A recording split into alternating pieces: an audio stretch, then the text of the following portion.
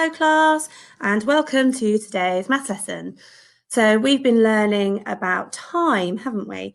And we've done lots of work on AM and PM, and last week we were talking about 24-hour clock, if you remember. So today we're going to start thinking about durations of time. Okay, so duration, it's a good word. It means how long something takes from the start to the finish.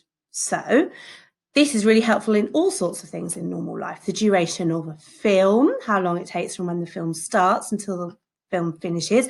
The duration of an activity that you might do. The duration of a school day probably looks quite different at the moment now you're learning from home. But today we're going to learn how to calculate the duration of an activity. Okay. So here we've got a farmer who's ploughing his field, okay, on a nice sunny day. Have a look at the 3 clocks that's shown. So this picture here shows you, the first one is when he started ploughing his field. The second one is when he finished ploughing his field.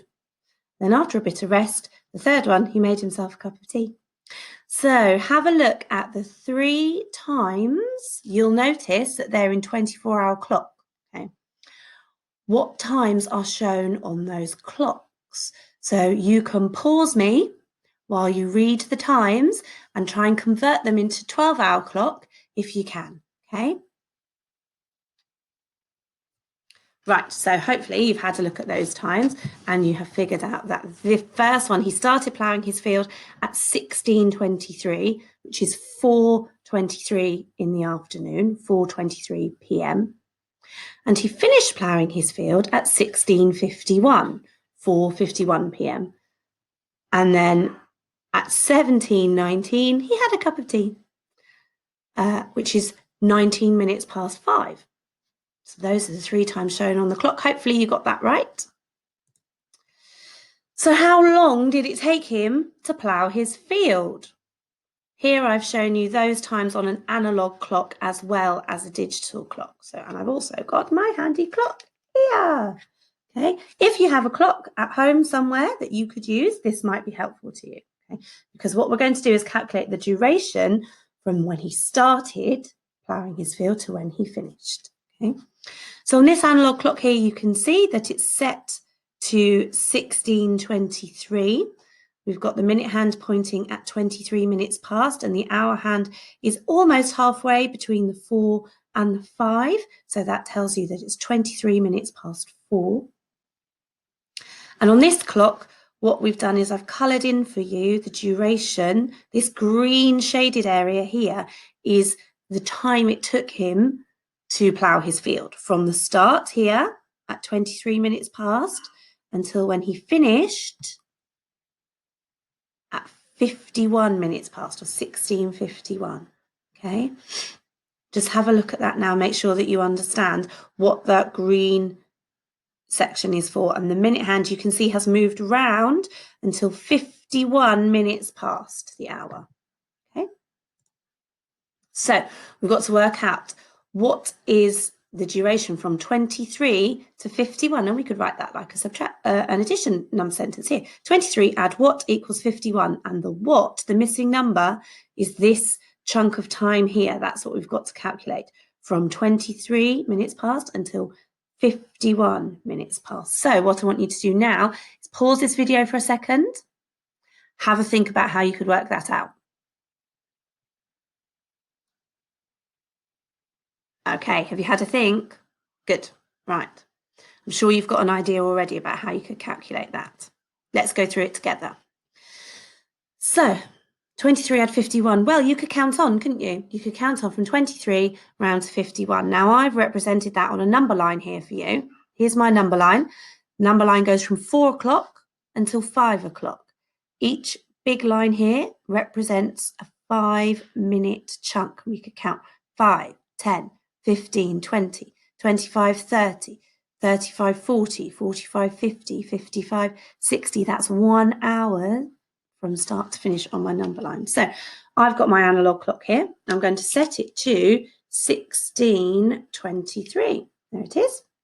Okay. Now, if you look at my analog clock here, 16:23, and mine's set the same. To break this down for me, what I'm actually going to do is I'm going to jump on, I'm going to count on to the next multiple of 10, okay, from 23. So my clock says 23 minutes past here, and I'm going to jump round from 23 to the next multiple of 10, which is going to be 30 or half past, okay? There you go. And if you look on my number line, can you see that that's what we've done on the number line? So this number line here, it starts at 23, and we've jumped on 7 to 30 there, okay? You see that? So then we need to jump around on our clock till we get to 51 minutes past. So at the moment, I'm going to put a mark here on our analog clock, because this is where I've moved my minute hand to the half past. Now I'm going to count round until I get to 51 minutes past, okay? And you know that every number on the clock represents 5 minutes, so we can count round together. Are you ready? 5, 10, 15, 20, and then we've got to add 1 to make it 51. So from half past, I've counted round 21 minutes. That is represented by this jump on my number line, okay? So altogether, I've got 7 minutes to get me to half past, and then 21 minutes to get me to 16:51, which is here. If you add those two together, 21 add 7 is, you've got it. It took the farmer 28 minutes to plough his field. Okay, so here's my completed number sentence. It took him 28 minutes to plough his field. So we've counted that just to remind you. Let's have a look at the clock representation here. You can actually count round in 1 minute intervals if you really wanted to. That's not a very efficient way to do it, so it's better to chunk it.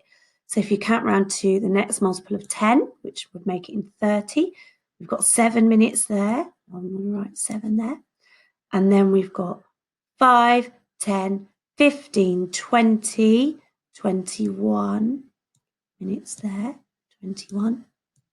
21 add 7 is 28. So the duration of time that it took the farmer to plough his field was 28 minutes. Okay, hope that makes sense. Right. So like I said, durations of time are really, really useful for doing all sorts of things, like calculating how long it's going to take to watch a TV program. So here we've got a table. You can see this table at the top. We've got TV programs, the time that it started and the time that it finished. And then we've got an empty column here for the duration. So what I would like you to do is, in a moment when I finish explaining, pause the video, choose one of these TV programs and calculate the start time, the finish time, work out the duration, and you can write that in your book, okay? Don't have to do them all at this stage, just pick one. So I'm going to do one for you.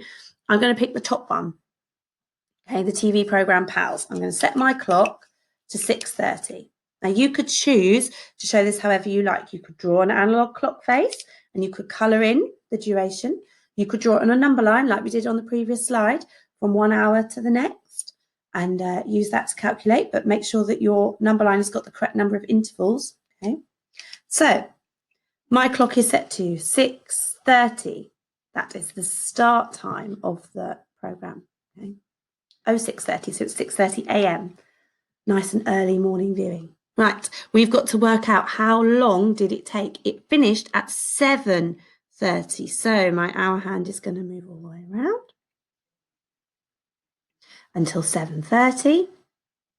Now, this one is a bit easier to work out because if you notice, the minutes haven't changed. Did you notice that? Which did change? Which number did change there? Wasn't the minutes? Can you see? That's right, it was the hours. The hours changed. And how many did the hours go up by? Only by 1. So actually the duration was 1 hour of that program. It took 1 hour, okay? So what I want you to do now is to pick one of the other programs, have a go at calculating the duration, and then come back to me and I'll set you an activity to do. Okay, did you have a go at that?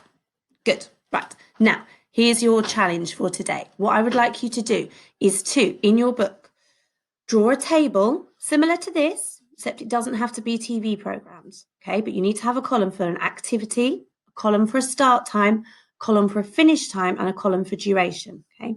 Throughout your day today, I would like you to write down some activities that you're doing, and I want you to note down the start time, the finish time, and the duration. That's the tricky bit. You've got to calculate how long did you spend doing that activity.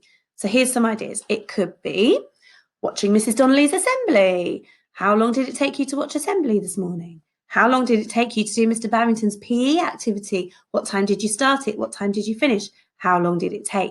It could be reading a book. How long did you read your book for? When did you start? When did you finish? Helping mummy or daddy make lunch today. How long did that take? Could be playing outside in the garden.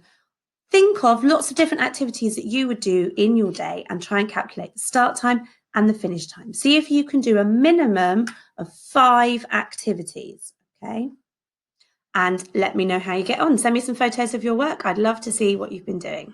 I'll see you tomorrow. Bye.